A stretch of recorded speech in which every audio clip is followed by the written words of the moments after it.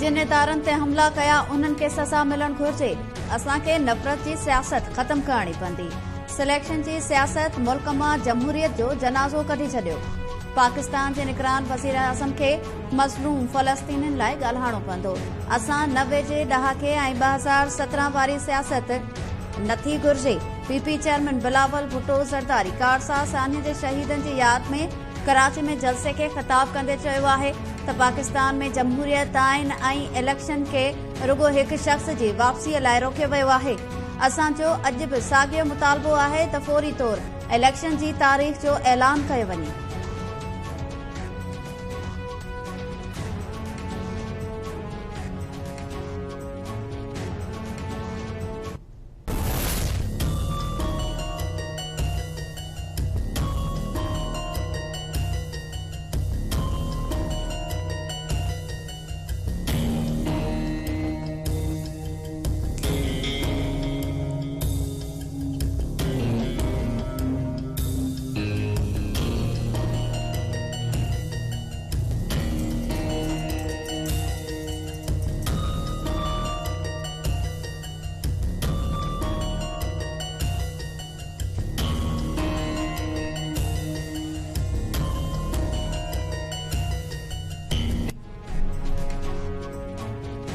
गज़ा में क़यामत बर्पा कंदड़ इसराइली फ़ौज जा इस्पतालुनि ते बि हमला।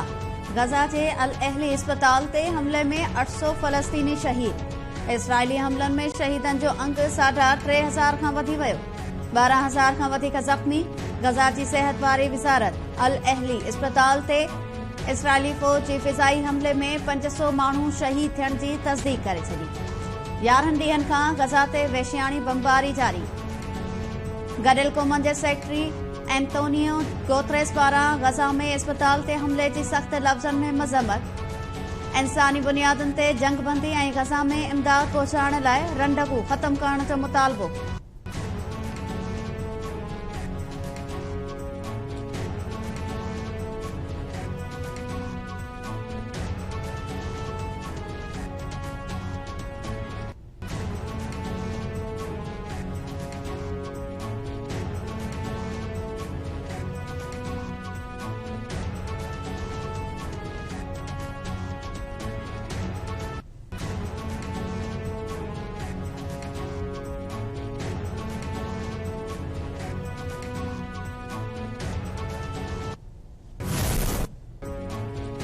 गज़ा जी इस्पताल ते हमले बाद अमेरिकी सदर जो बाइडन इसराइल पहुची वियो।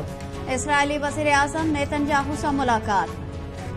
अमेरिकी सदर गज़ा में इसराइली फ़ौज पारां इस्पताल ते हमले बाबति बयान तां यू टर्न वठी छॾियो। समूरी ज़िम्मेवारी फ़लस्तीनी ग्रुप ते मढ़े छॾी।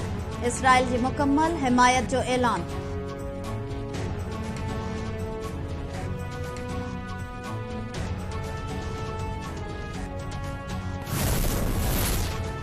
निगरान वज़ीर आज़म अनवारुल हक काकड़ जी बीजिंग में गडियल क़ौमनि जे सेक्रेटरी जनरल एंटोनियो गुतेरेस सां मुलाक़ात। अनवारुल हक काकड़ गज़ा जे इस्पताल ते हमले में 500 फ़लस्तीनियुनि जी शहादत खे इंसानी हक़नि जी सख़्त भञकड़ी करार ॾींदे चयो आहे त फ़लस्तीनियुनि ते इसराइल जे हमलनि जी मज़म्मत कयूं था। आलमी बिरादरी मासूम फ़लस्तीनियुनि जो क़त्ले आम रोकण लाइ फ़ौरी किरदार अदा करे।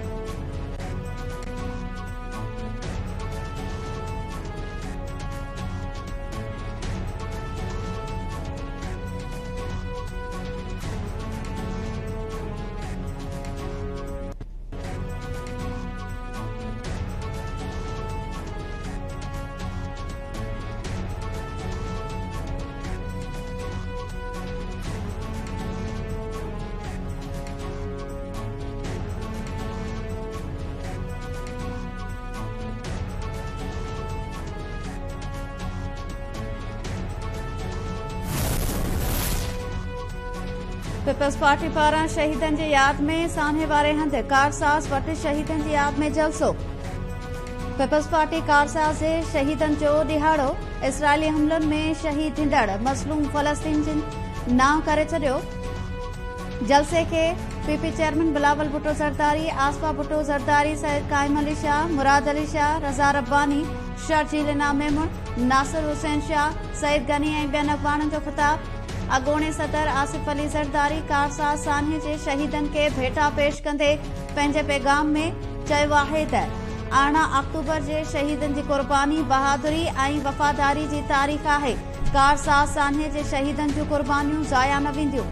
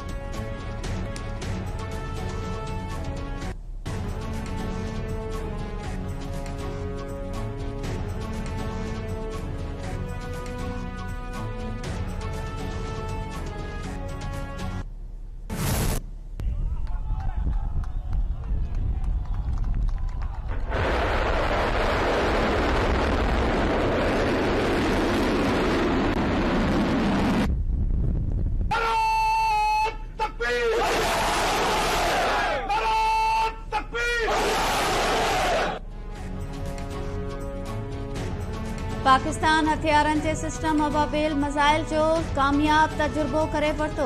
ISPR मूजिब मिसाइल सिस्टम जो मक़सद ख़िते में स्ट्रेटेजिक इस्तेहकाम खे अॻिते वधाइणो आहे। Chairman joint chief of staff committee general Sahir Shamshad Mirza strategic plans division strategic force command जे सीनियर ऑफिसर्स साइंसदाननि ऐं इंजीनियर्स मिसाइल तजुर्बो ॾिठो। सदर वज़ीर आज़म ऐं सर्विसिस चीफ्स पारां कामयाब तजुर्बे ते इंजीनियर्स सियासतदाननि ऐं क़ौम खे वाधायूं।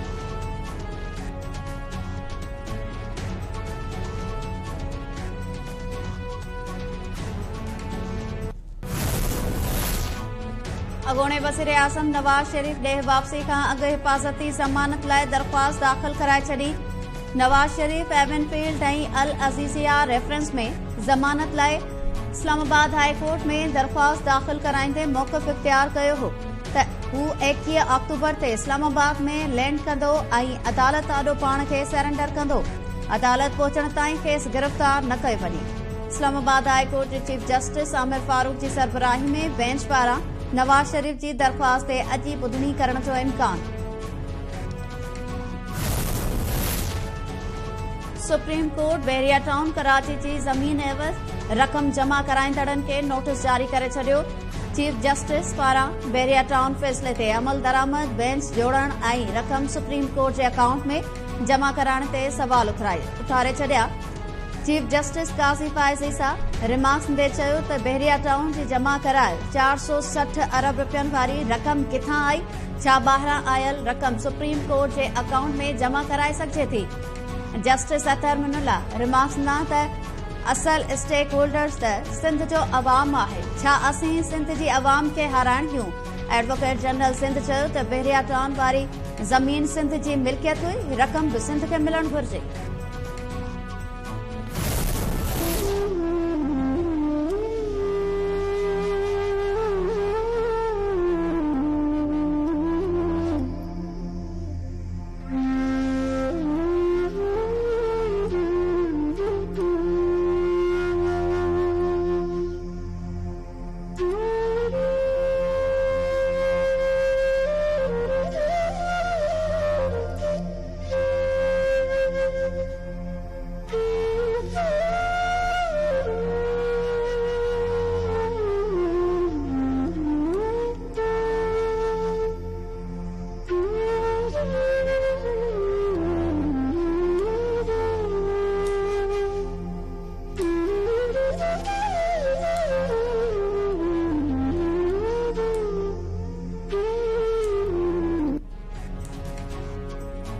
अॻूणी वज़ीर आज़म शहीद बेनज़ीर भुट्टो जी 2007 में ॾेह वापसी दौरान 18 अक्टूबर ते पेश आयल कारसाज़ सान्हे के 16 साल मुकम्मल।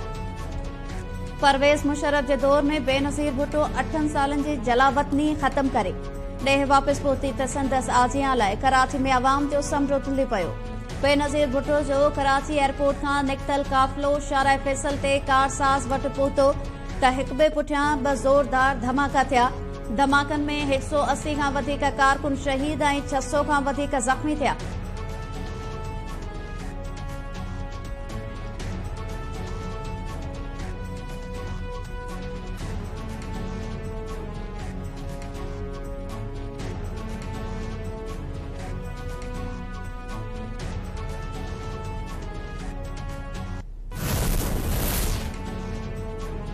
चीन जी जटादार तरक्की वारे मंसूबे में पाकिस्तान अहम भाईवार आहे। पाकिस्तान में 25 अरब डॉलर जी सीड़प सां सीपेक जा 50 मंसूबा मुकम्मल थिया। निगरान वज़ीर आज़म अनवारुल हक काकर जो बीजिंग में बेल्ट एंड रोड फोरम खे ख़िताब कंदे चयो आहे त BRI सां तरक्की याफ़्ता ऐं पुठिते पियल मुल्कनि में फ़र्क़ु घटिजी रहियो आहे। गवादर में इंटरनेशनल एयरपोर्ट जी तामीर मुकम्मल थियण वारी आहे, जंहिं जो जल्द इफ्तिताह कयो वेंदो।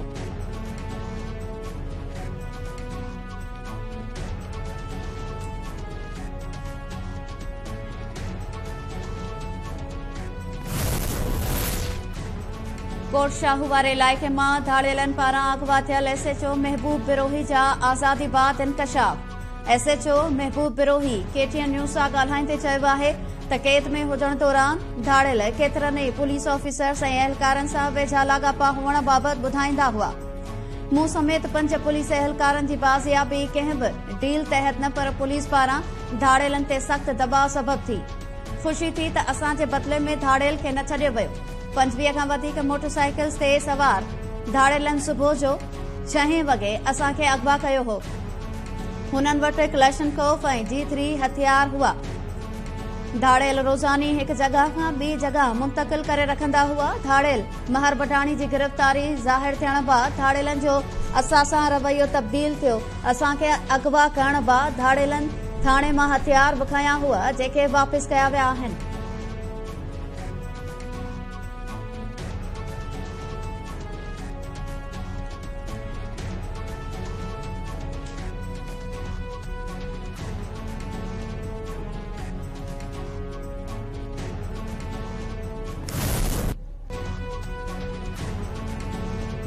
न करप्शन कंदासीं, नई बिजली चोरी करण ॾींदासीं।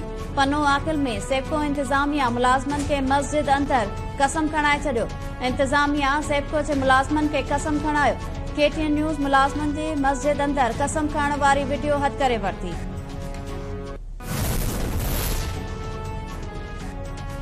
ऐं क्रिकेट वर्ल्ड कप जी 16हीं मैच में न्यूज़ीलैंड अफगानिस्तान खे मैच खटण लाइ 289 रन्स जो टारगेट ॾेई छॾियो। न्यूज़ीलैंड 6 विकेट जे नुक़सान ते मुक़रर 50 ओवर्स में 288 रन्स ठाहियूं।